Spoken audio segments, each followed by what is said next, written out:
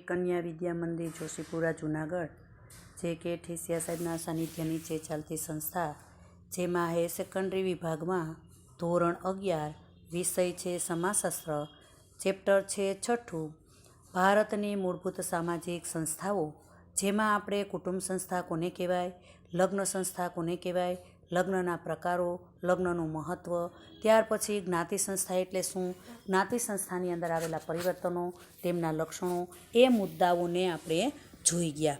હવે જે પીરિયડ આવે છે 8મો અને પેજ નંબર છે 49, જેમાં આપેલું છે કે પરંપરાગત જ્ઞાતિ સંસ્થામાં આવેલા પરિવર્તનો. હવે પરંપરાગત જ્ઞાતિ વ્યવસ્થા છે એમાં શું શું પરિવર્તન આવ્યા, કેવા ફેરફારો વર્તમાન સમયમાં થયા, તો એ મુદ્દા ઉપર આપણે ચર્ચા કરીશું. ભારતમાં જ્ઞાતિ સંસ્થા મધ્યયુગના અંત સુધીથી અત્યંત જળ સ્વરૂપે પ્રવર્તી હતી, પરંતુ ભારતમાં બ્રિટિશ રાજ્યનો પ્રારંભ થતાં જ્ઞાતિ સંસ્થામાં નોંધપાત્ર પરિવર્તનો આવવા લાગ્યા. બ્રિટિશરોની અંગ્રેજી શિક્ષણ પદ્ધતિ, સામાજિક કાનૂનીકરણ, ઉદ્યોગીકરણ, શહેરીકરણ, લોકશાહી, ઉદારમતવાદી વિચારસરણી વગેરેના પ્રભાવને કારણે જ્ઞાતિ સંસ્થામાં તો કે આધુનિક કહી શકાય કે પરિવર્તનની પ્રક્રિયા શરૂ થઈ. ભારત સ્વતંત્ર બન્યું ત્યારબાદ જ્ઞાતિ પરિવર્તનની પ્રક્રિયા વધુ ઝડપી બની. સ્વતંત્ર ભારતમાં જ્ઞાતિ પ્રથા સંસ્થામાં પરંપરાગત લક્ષણોમાં નીચે મુજબના પરિવર્તનો આવ્યા. શું પરિવર્તન આવ્યા, તો અહીંયા આપણને 6 મુદ્દા મૂક્યા છે, આપણે જોઈએ. ખંડ વિભાજનમાં આવેલું પરિવર્તન, એટલે કે હિન્દુ સમાજમાં જ્ઞાતિઓ છે જુદા જુદા વિભાગોની અંદર વિભાજિત થયેલી હતી, તો તેમાં કંઈક પરિવર્તન આવ્યું. કેવું પરિવર્તન, તો કે પરંપરાગત જ્ઞાતિ વ્યવસ્થામાં વ્યક્તિ જે જ્ઞાતિમાં જન્મે એ દરજ્જો આપોઆપ એને મળતો. દરજ્જો એટલે સ્થાન, પદ, હોદ્દો.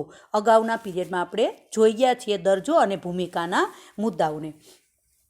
એટલે કે આપોઆપ એને મળતો અને એમાં વ્યક્તિ કોઈ વિકલ્પ કે પસંદગી ન હતી. આજે પણ વ્યક્તિને જન્મથી દરજ્જો તો મળે જ છે, પરંતુ જ્ઞાતિના અર્પિત દરજ્જા સામે, એટલે કે અર્પણ થયેલા દરજ્જાની સામે શિક્ષણ, નવા વ્યવસાય, આવક, સત્તા જેવા પરિબળથી વ્યક્તિનો તો કે પ્રાપ્ત દરજ્જો છે એ મહત્ત્વનો બન્યો છે. એટલે વ્યક્તિએ પોતાના આવડતથી, શિક્ષણથી, મૂડીથી કે લાયકાતથી જે દરજ્જો પ્રાપ્ત કર્યો એ અર્પિત દરજ્જા કરતાં વિશેષ મહત્ત્વનો બની ગયો છે, જેથી જન્મગત દરજ્જાનું મહત્ત્વ ઘટ્યું, જે આ લક્ષણનું પરિવર્તન ગણી શકાય. જ્ઞાતિમાં ખંડ વિભાજન માટે સૌથી વધુ અસરકારક જો દરેક જ્ઞાતિની આગવી સંસ્કૃતિ હતી, એટલે કે દરેક જ્ઞાતિને પોતપોતાની સંસ્કૃતિ હતી, રીત રિવાજ, મૂલ્યો, માન્યતા, ધોરણો, પરંપરાઓ. દરેક જ્ઞાતિનું અલગ જીવન હતું અને અલગ દુનિયા હોય તેવું જાણીતું, કારણ કે દરેક જ્ઞાતિની જીવનશૈલી, ભાષા, પહેરવેશ અને વર્તન ધોરણો જ્ઞાતિ સંસ્કૃતિ મુજબ રહેતા, જેથી ખંડ વિભાજન વધુ તીવ્ર લાગતું, વધારે ગાઢ લાગતું. પરંતુ આજે શિક્ષણ, સંસ્કૃતિકરણ, પશ્ચિમીકરણ, ખોરાક, વ્યવસાય સમાન થવા લાગ્યા, જેથી જ્ઞાતિનું પરંપરાગત ખંડ વિભાજન ભૂસાઈ જતાં હવે તેઓ આધુનિક જીવન જીવવા લાગ્યા છે. તેવી જ રીતે ખંડ વિભાજનને અસરકારક બનાવવામાં જ્ઞાતિ પંચાયત મહત્ત્વની ભૂમિકા ભજવતી. દરેક જ્ઞાતિની આગવી પંચાયત હતી, જે તો કે સભ્યોના વર્તન પર નિયંત્રણ રાખીને જ્ઞાતિના પોતાના સમૂહને સલામત રાખતી. પરંતુ વિવિધ પરિબળો અને જ્ઞાતિ અસમરતા નિવારણ કાનૂન અને બીજા કાયદાઓને કારણે જ્ઞાતિ પંચાયતની સત્તાઓ કેવી બની, નબળી થઈ. આથી જ્ઞાતિના સભ્યો આધુનિક જીવનશૈલી જીવવા લાગ્યા અને જ્ઞાતિના નિયંત્રણો તો કે સામે બગાવત કરતા થયા.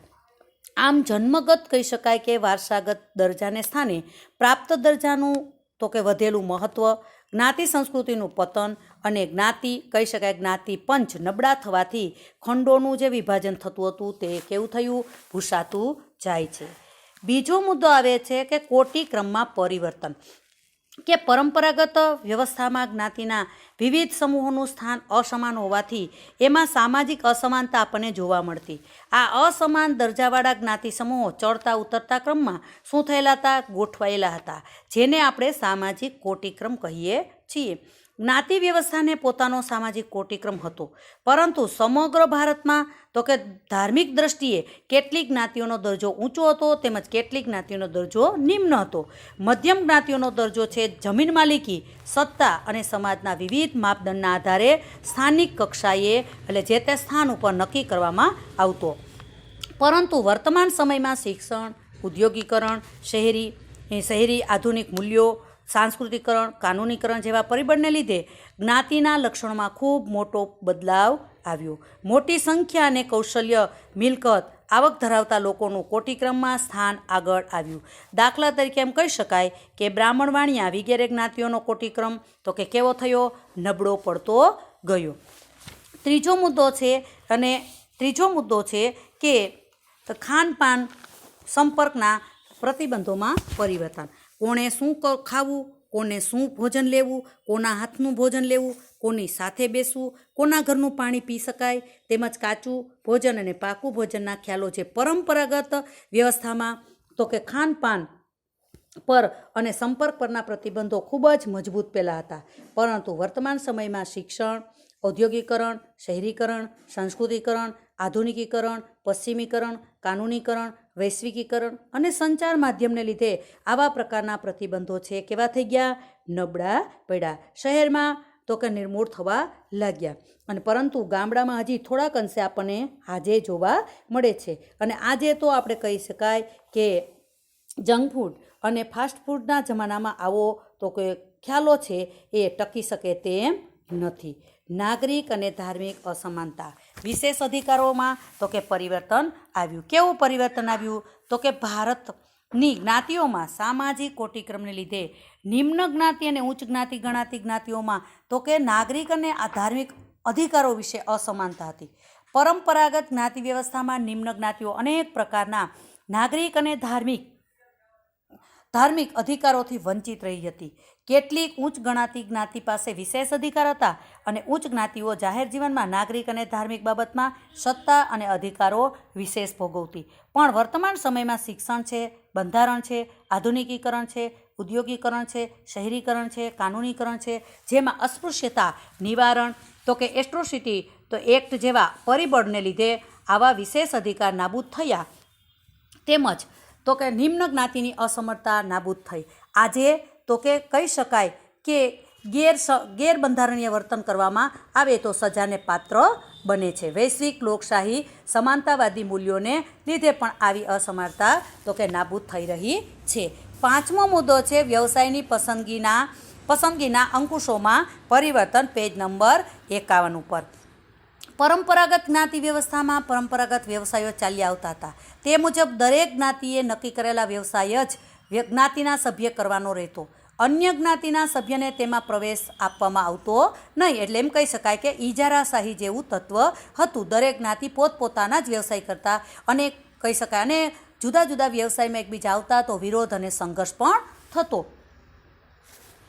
તો એમ કહી શકાય જો કે વ્યાપાર, ખેતી, ખેતમજૂર, લશ્કરની નોકરી જેવા વ્યવસાય કોઈ પણ જ્ઞાતિ કરી શકતી. આજે ઉદ્યોગીકરણ અને શહેરીકરણ, શિક્ષણ, યંત્ર વૈજ્ઞાનિક ક્રાંતિને લીધે અનેક નવા વ્યવસાયો ઊભા થયા, જેમાં કૌશલ્ય, જ્ઞાન મહત્ત્વના બન્યા. પરિણામે પરંપરાગત વારસાગત વ્યવસાયનું આકર્ષણ ઓછું થયું.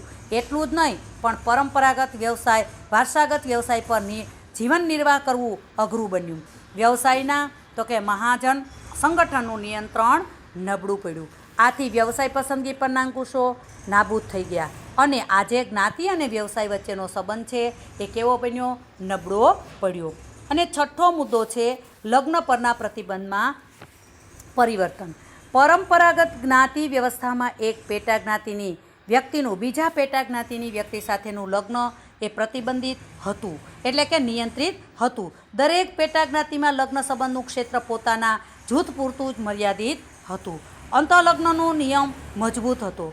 જો આ નિયમનો ભંગ થાય તો જ્ઞાતિમાંથી કાઢી મૂકવા સુધીની સજા પણ કરવામાં આવતી હતી. આધુનિક સમયમાં 1954ના સ્પેશિયલ મેરેજ એક્ટ, 1955ના હિન્દુ મેરેજ એક્ટ, જ્ઞાતિ અસમર્થતા નિવારણ કાનૂન તેમજ શિક્ષણ, ઉદ્યોગીકરણ, શહેરીકરણ અને આધુનિક લોકશાહીના મૂલ્યો સ્વીકારવાના લીધે જ્ઞાતિ તો કે અંતરલગ્ન પ્રથા છે એમાં નબળી પડી. હવે એકડા તો કે ગામનો ગોળ તેમજ પેટા જ્ઞાતિમાં બંધન જે હતા તે નાબૂદ થયા છે. કેવા? તો કે પહેલાં વર્ષો પહેલાં એવું હતું કે ચરોતરની અંદર પાટીદારના તો કે 42 ગામ છે તો એ ગોળની અંદર જ, એને ગોળ કહેવાતો, એ ગોળની અંદર જ લગ્ન કરી શકાતા અને પાત્રની પસંદગી કરાતી. પણ હવે એવું રહ્યું નથી, પરંતુ પોતાની જ્ઞાતિમાં જ લગ્ન કરવાનું વલણ ચાલુ રહ્યું છે.